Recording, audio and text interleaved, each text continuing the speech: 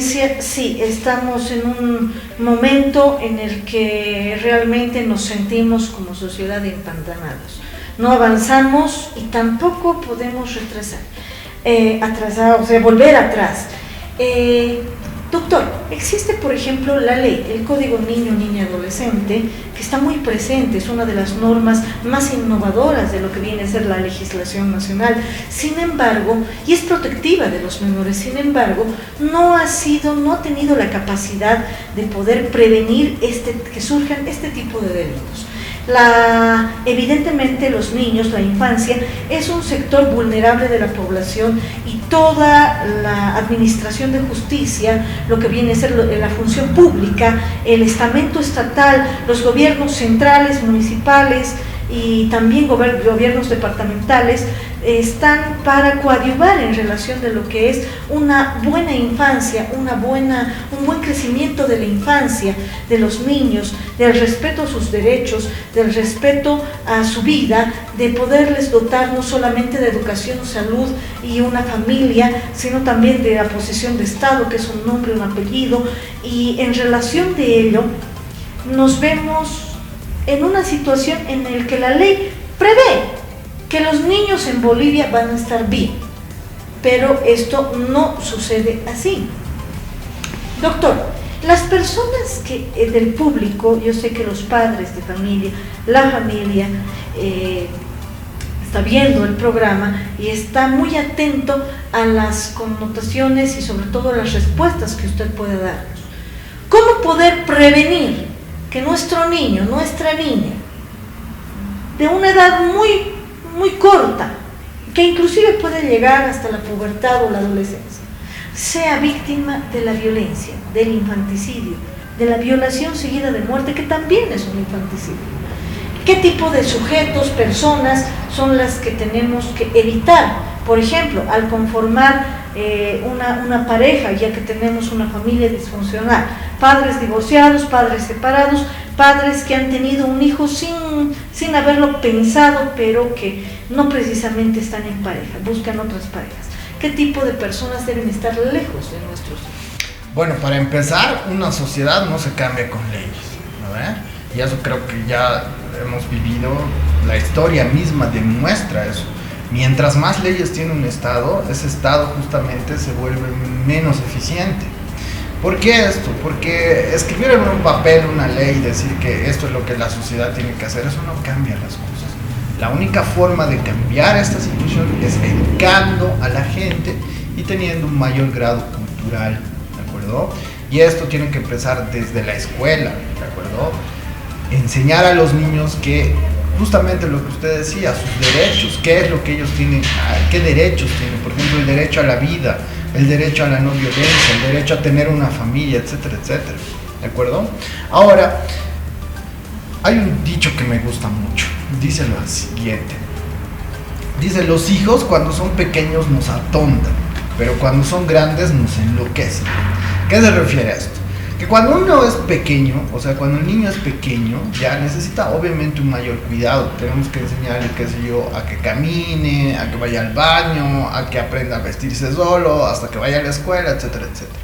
Entonces en esta etapa es donde más tenemos que estar con nuestros hijos, ¿de acuerdo? En la primera infancia. Exactamente. Muchas personas, y esto quiero decirlo de todo corazón, muchas personas no han nacido para ser papás, ¿ya? No tienen esa vocación innata para ser padres, pero sin embargo lo son.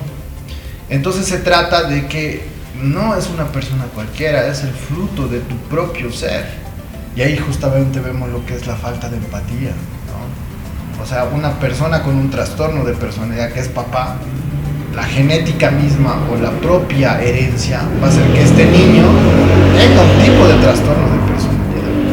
Entonces, mucho ojo en este sentido. Y otro punto álgico y importantísimo es en la adolescencia justamente, ¿ya?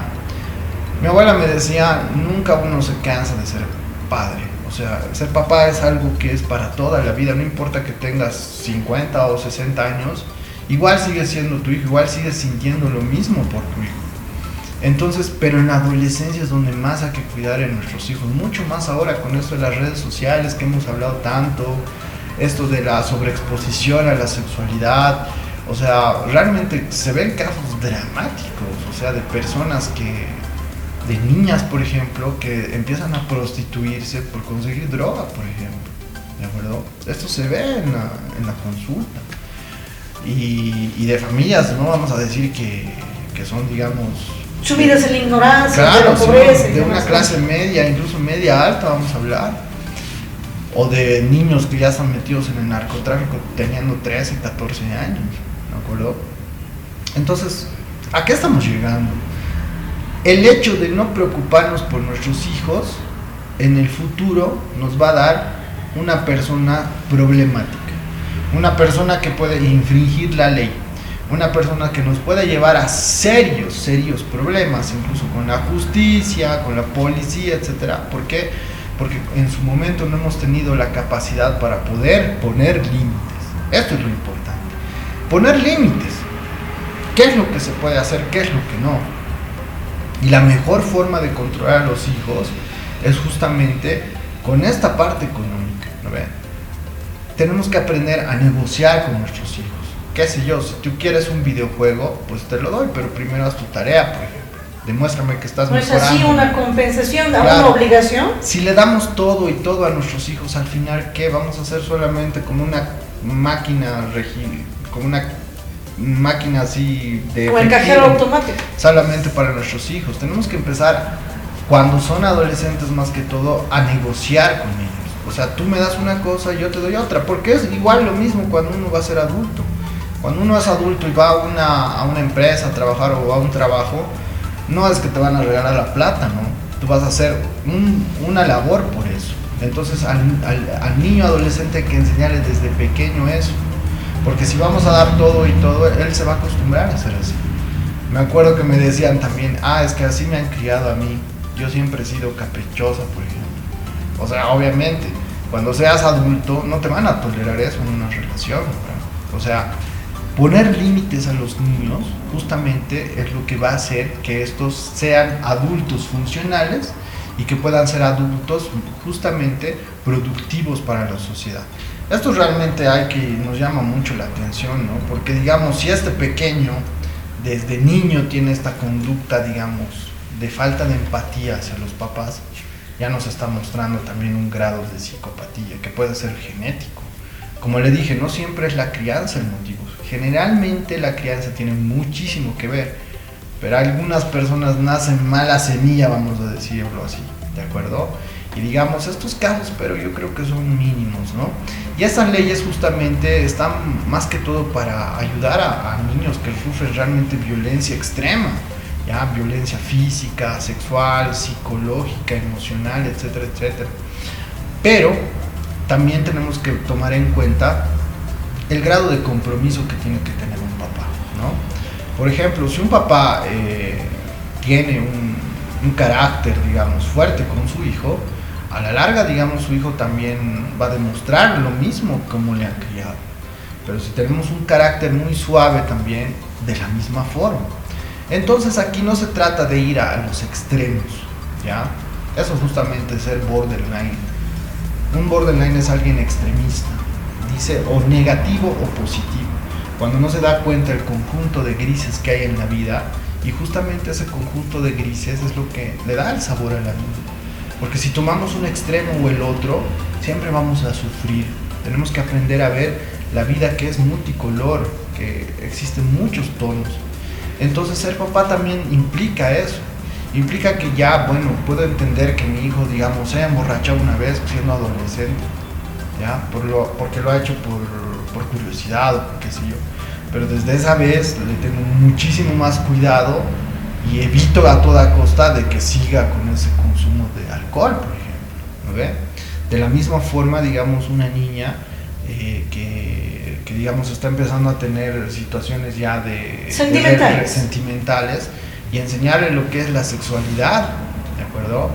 Que ella decida sobre su cuerpo cuando quiere empezar a tener relaciones sexuales. Lo mejor sería que lo haga siendo adulta, ¿no? Cumpliendo por lo menos los 18 años.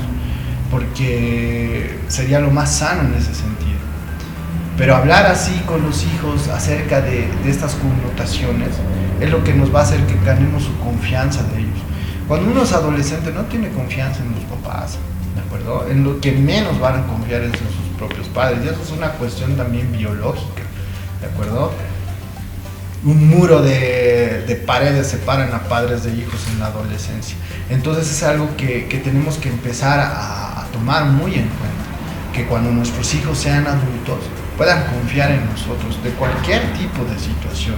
¿Cómo identifica un niño que es víctima de violencia?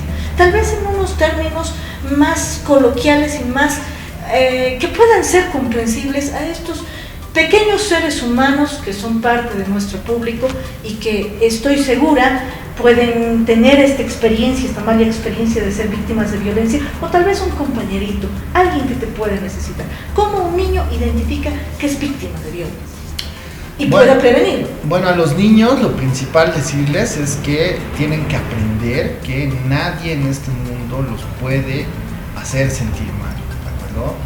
O sea, nadie los puede golpear, nadie los puede lastimar, nadie los puede tocar, nada. ¿Por qué? Porque ustedes son seres humanos, por más de que sean pequeños, son seres humanos y son seres humanos libres, ¿de acuerdo? Si cualquier tipo de cosa les está sucediendo, que no comprenden, que no entienden, pero que les hace sentir muy mal, ya sea que los peguen, ya sea que los toquen, ya sea que les pasen cosas de adultos, tienen que decir a cualquier persona de su confianza, ya sea sus papás, sus profesores, sus tíos, sus primos, etcétera, etcétera. Hablen, no se callen, ¿de acuerdo? Esto es lo principal, porque cuando nos callamos y nos da miedo tener algún tipo de este problema, empeoran las cosas. Entonces tenemos que aprender a gritar, tenemos que aprender a expresarnos, a decir la verdad. Eso es lo más importante. Entonces, la vida también se trata de que todo lo que te das a la vida te lo devuelve, ¿no ve?